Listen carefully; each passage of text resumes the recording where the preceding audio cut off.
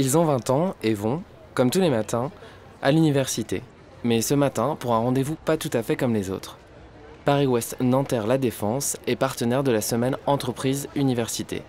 Une semaine organisée par l'association IMS Entreprendre pour la Cité pour favoriser l'insertion professionnelle des étudiants de la fac et développer les relations entreprise-université. C'est un petit peu plus difficile de travailler avec les universités qu'avec les écoles d'ingénieurs ou de commerce qui ont des structures dédiées mais qui ont surtout des forums, rencontres entreprises étudiants. Donc à la fac, c'est un peu plus difficile. Ce matin-là, les échanges sont particulièrement denses.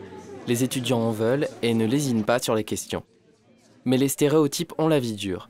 Les entreprises et les universités se rapprochent à pas feutrés et les étudiants de l'université ont toujours moins la cote que les autres auprès des entreprises.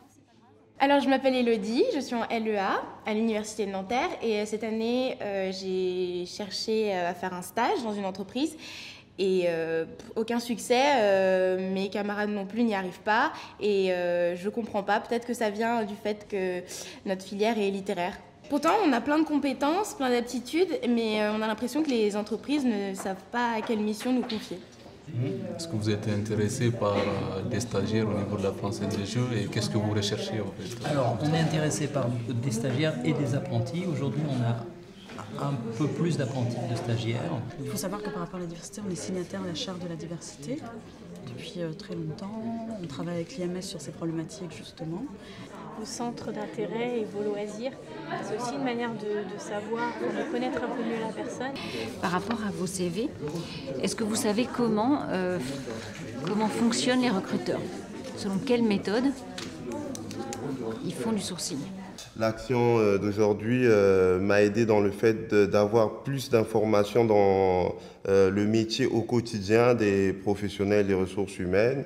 L'action de présentation des métiers RH auquel j'ai assisté cet après-midi, je pense, m'a beaucoup aidé, surtout dans le fait que ça me permet de me situer au niveau de ce que je veux faire. Avec une centaine d'entreprises participant à l'opération, dans 9 universités, 5 régions françaises, cette première édition a marqué un temps fort dans les relations entre entreprises et universités.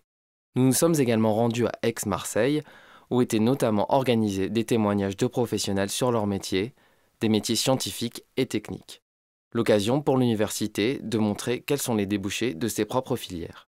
Donc l'action d'aujourd'hui, l'intérêt c'est de permettre aux étudiants de rencontrer des professionnels qui ont eu un parcours scientifique. L'entreprise ne va pas recruter forcément au niveau des cadres que des polytechniciens ou des ingénieurs, mais qu'elle se tourne de plus en plus vers des profils universitaires. C'est à travers des rencontres que l'IMS, avec cette nouvelle initiative, compte faire bouger les mentalités.